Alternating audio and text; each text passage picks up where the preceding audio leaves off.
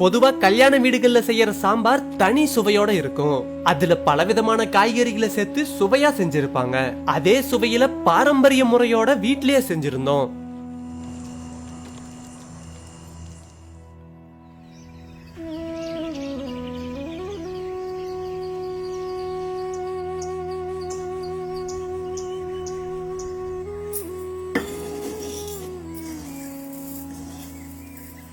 கல்யாண சாம்பார் செய்யறதுக்காக ஒரு டம்ளர் அளவு, அதாவது 200 கிராம் துவரம் பருப்பை கழுவி ஊற வச்சிடலாம்.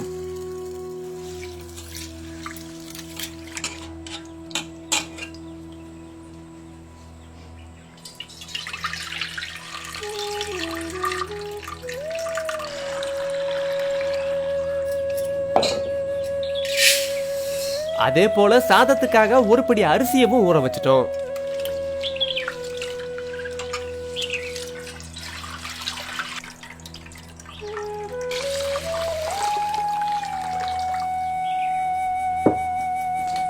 அரிசியும் பருப்பும் வேக வைக்கிறதுக்காக கொஞ்சம் தண்ணிய பானையில உலக்காய வச்சிருவோம்.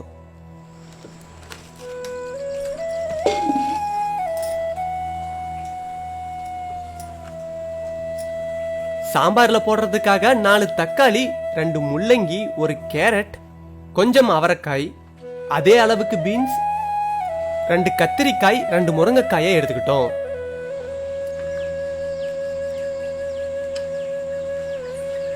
பருப்புக்காக வச்ச தண்ணி இப்ப கொதிக்க ஆரம்பிச்சிருச்சு.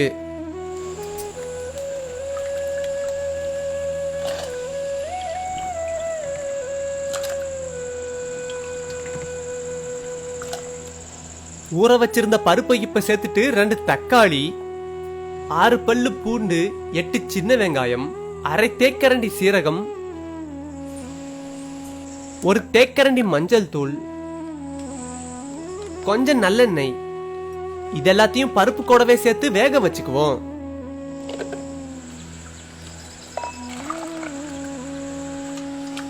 இதே போல அரிசியவும் வேக வச்சுக்கிட்டோம்.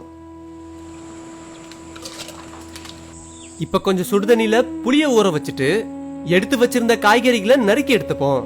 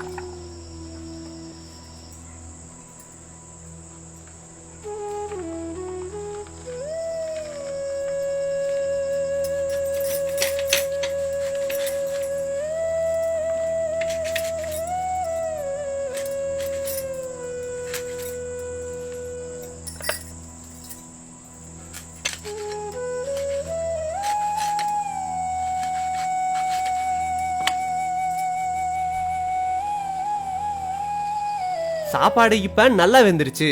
வடிச்சு எடுத்துடலாம்.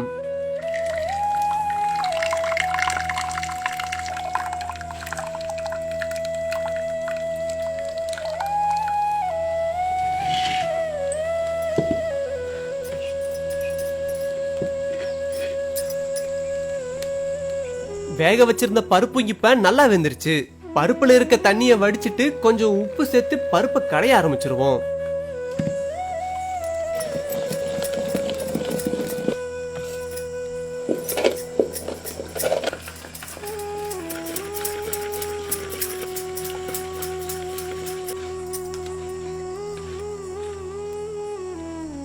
அரை தேக்கரண்டி சீரகத்தை அரைச்சு அது கூடவே பூண்டை சேர்த்து நசுக்கிட்டு 100 கிராம் சின்ன வெங்காயத்தையும் தட்டி எடுத்துப்போம்.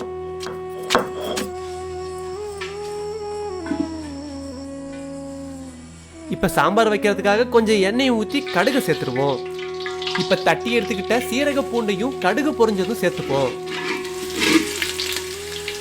அடுத்து 5 வரமிளகாய், தட்டி எடுத்துக்கிட்ட சின்ன வெங்காயம், கூடவே கொஞ்சம் கறிவேப்பிலையை சேர்த்து வெங்காயத்தை நல்லா வதக்கிடுவோம்.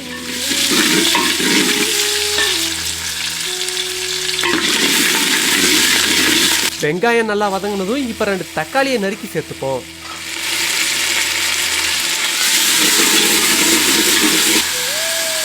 இப்ப கொஞ்சம் உப்பு சேர்த்து நல்லா கிண்டிட்டு நறுக்கி வச்சிருந்த காய்கறியை சேர்த்துக்கலாம்.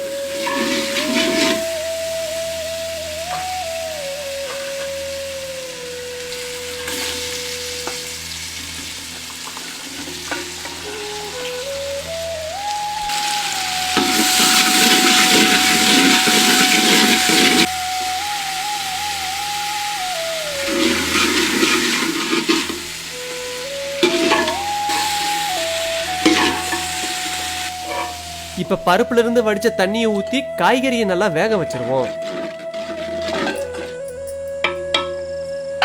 இப்ப ஒரு சட்டியில 1/4 தேக்கரண்டி வெந்தயம், மிளகு, 10 கிராம் கொத்தமல்லி,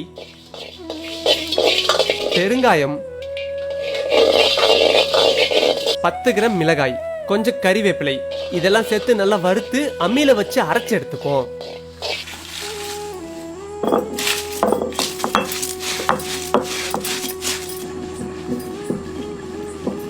இப்ப ஊற வச்சிருந்த புளியை கரைச்சி கடைஞ்சு வச்சிருந்த பருப்பு கூட சேர்த்துக்கலாம்.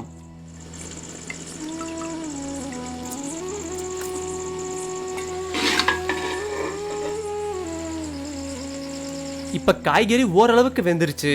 கடைஞ்சு வச்சிருந்த பருப்பையும் சேர்த்து நல்லா வேக வச்சிடலாம். கூடவே குழம்புக்கு தேவையான அளவு தண்ணியை ஊத்தி கொதிக்க வச்சிடலாம். இப்ப அரைச்சு வச்சிருந்த மசாலால ஒரே ஒரு தேக்கரண்டி மட்டும் சேர்த்துக்கிட்டோம். கடைசியா கொஞ்சம் மஞ்சத்தூளை சேர்த்து கொதிக்க வச்சு கொத்தமல்லி இலையை தூவி இறக்கிடலாம்.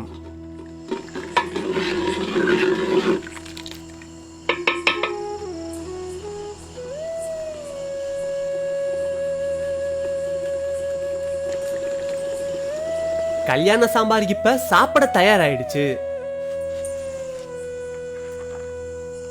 இந்த சாம்பார சாதத்துக்கூட சேர்த்து சாப்பிட அவ்வளவு நிறைவா இருந்தது.